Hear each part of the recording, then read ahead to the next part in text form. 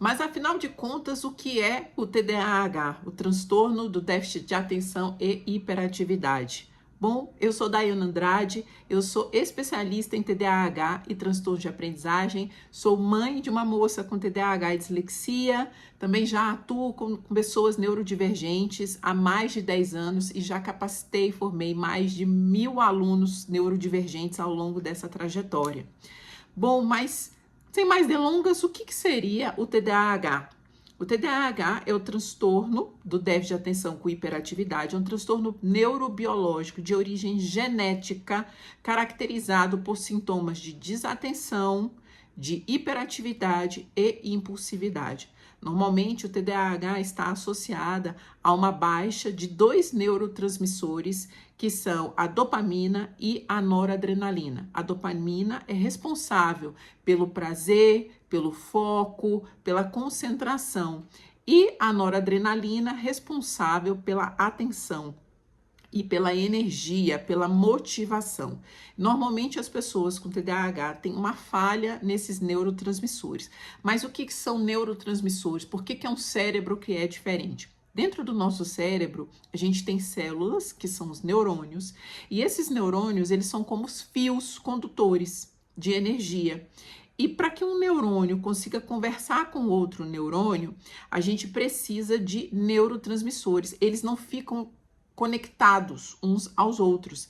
Eles têm energia, eles promovem e provocam energia química através dos neurotransmissores que fazem essa ponte entre o neurônio A e o neurônio B. É como se houvesse uma falha nessa ponte, ou essa ponte fosse fraca. É basicamente isso que acontece. E automaticamente a pessoa com TDAH, ela apresenta falhas na atenção, no foco, na concentração, na motivação, no controle do impulso, das emoções e uma série de outras características do TDAH. Mas, Daiana, todo mundo, toda criança, especialmente criança, é desatenta. Isso é uma grande verdade. O diagnóstico do TDAH, ela está dentro da categoria dimensional. Dentro da medicina, a gente tem basicamente 2 tipos de categoria de diagnóstico, tá? Então, a gente tem o diagnóstico que é categorial, que é ou você tem ou não tem. Ou você tem febre ou você não tem febre. Ou você tem dor de barriga ou você não tem dor de barriga. Não tem, não existe um grau de dor de barriga, claro, né? Tem mais forte, mais aguda, mas ou você está com dor de barriga ou você não está, por exemplo. E existem diagnósticos que são dimensionais, como, por exemplo, a hipertensão, a diabetes e muitas outras doenças que a gente tem. Por exemplo, todo mundo tem pressão arterial. Se não tiver pressão arterial, provavelmente você não está mais aqui entre as pessoas vivas, né? A mesma coisa com diabetes. Todo mundo tem açúcar no sangue.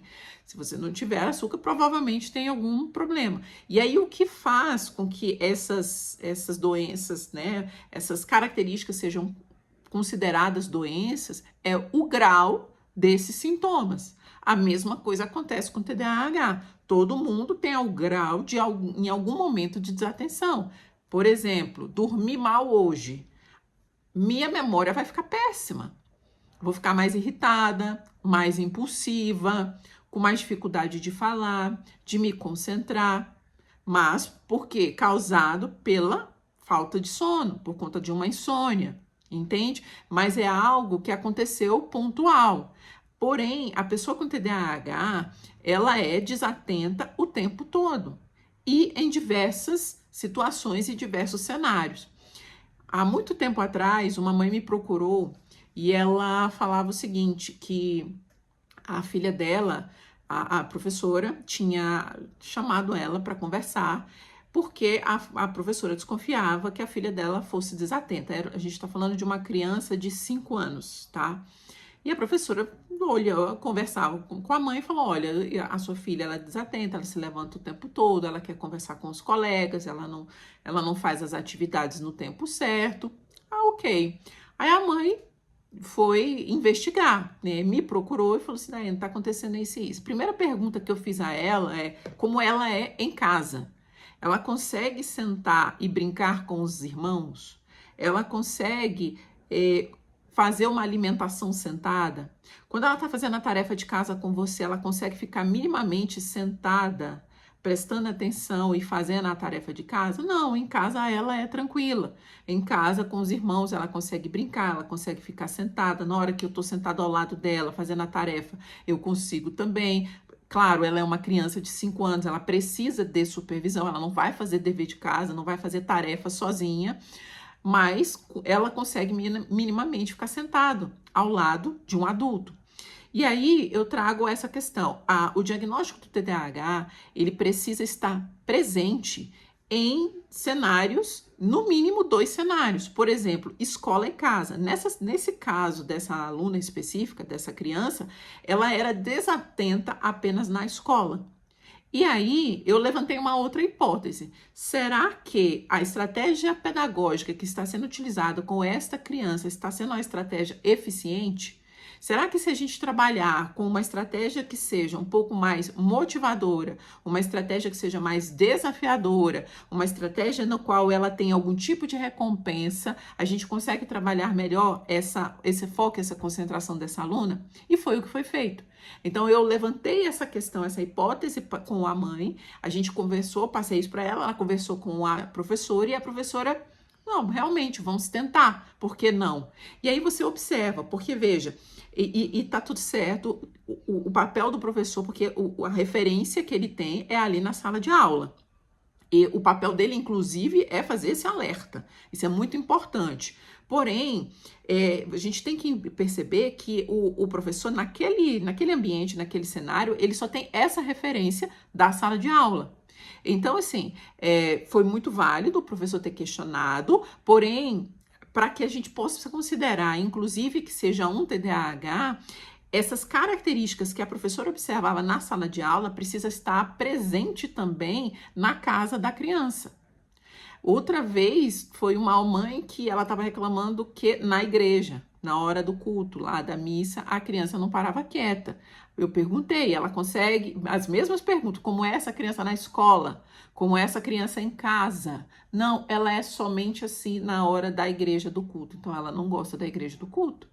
Você está entendendo? Então veja, a gente precisa prestar muita atenção nesses detalhes e observar essas nuances, porque o diagnóstico do TDAH é um diagnóstico clínico. Não existe exame para o TDAH.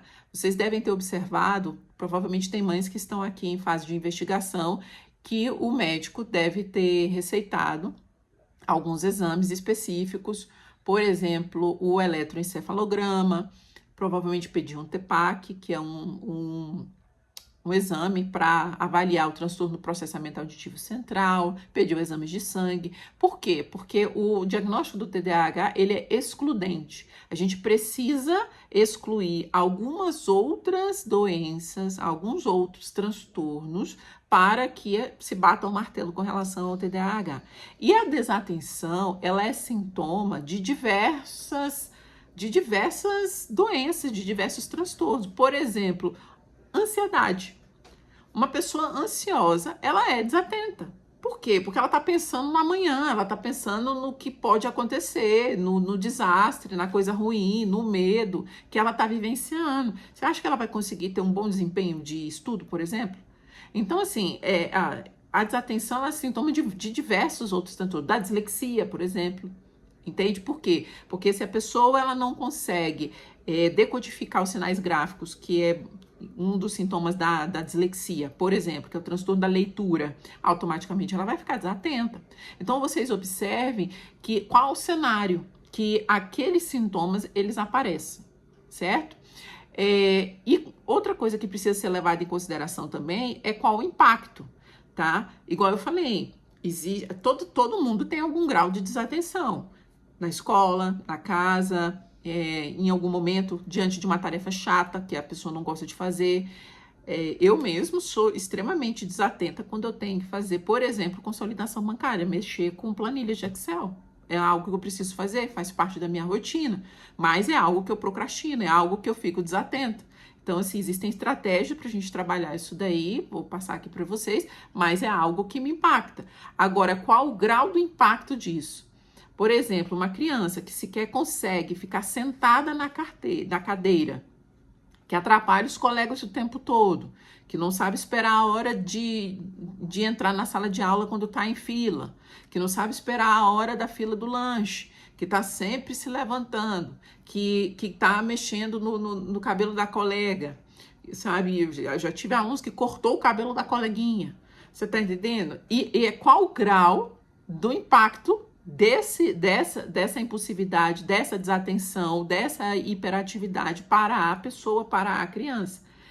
Seja na escola, seja na casa, seja diante dos outros adultos, de outras crianças, isso que precisa se levar em consideração, certo?